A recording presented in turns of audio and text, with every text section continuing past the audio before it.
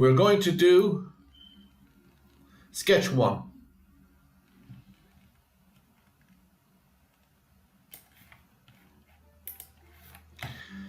New sketch.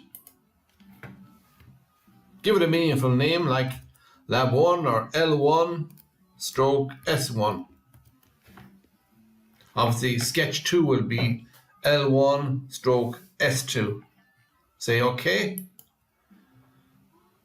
And there we're starting with our blank interface. We're now going to put down center lines. Just click on the center line button here and draw a line, a vertical line. Draw then a horizontal line. And where they meet is where we will use, what we will use as our center point. Put down a circle, center and point circle, with the cursor starting from where those center lines meet. Set the circle to 2 units in diameter. Resize it, refit, click this button here.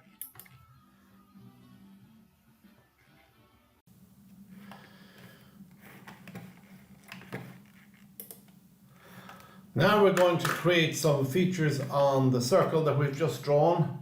We're going to create what's called a fillet, and to do that we're going to create some lines. So if we go back into the Creo Parametric, I select a line for the line tools,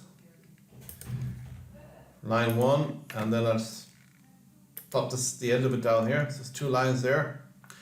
And I'm not concerned with the dimensions at this point because I already have the overall dimension of 2 units, and that will actually constrain the size of the circle and make it relatively straightforward. So I'm going to select the fillet option here. I select the first line here, it turns green. I put down my control button and select the second line here. And a fillet is created there, and it's got a default setting there which I will leave alone, that's fine. And the next thing I will do then, I have these things done here, this fillet is created. I'm now going to select to create a mirror copy of that filleted line there. So the way I do that is I can select it individually, or I can use this select button here and select the little arrow at the bottom of it and select chain. So when I hit one of the lines here, all of the filleted line will be selected. So all of it is selected.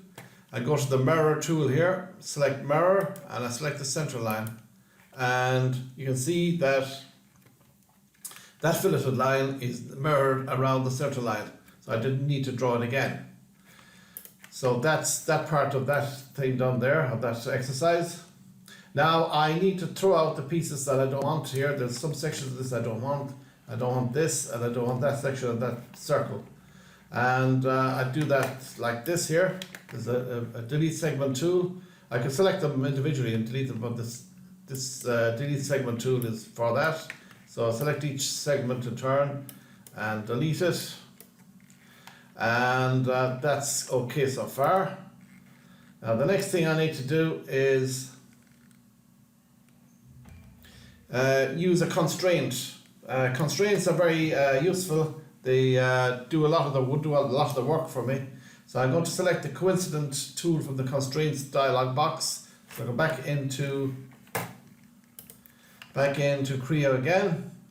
And I can now select from the constraint toolbox here, this coincident tool here, and I will select this center point here and put down my control button and select this line here, and this the whole thing should have moved down, and this point here is now located. The center line here is now located on the center line of the page.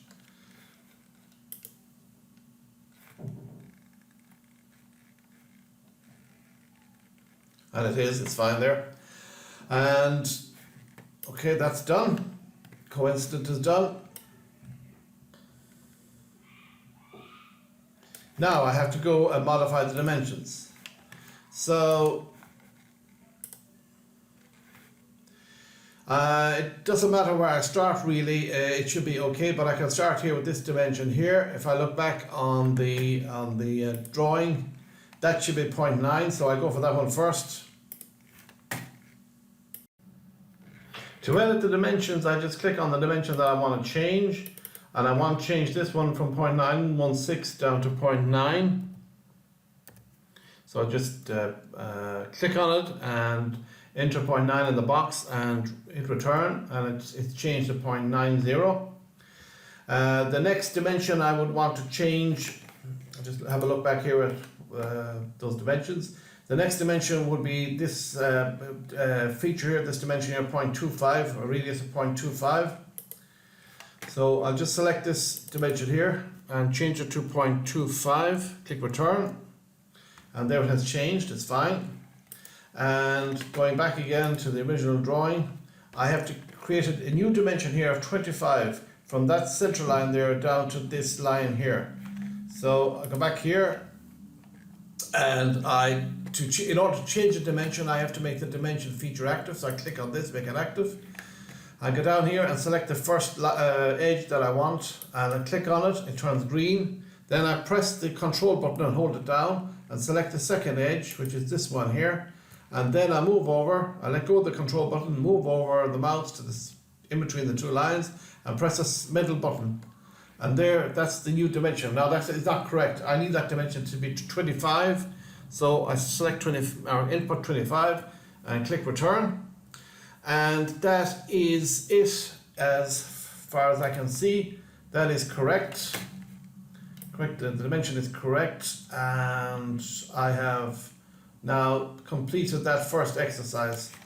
So all I need to do is to click on the save button and update it here, and that is the first exercise completed.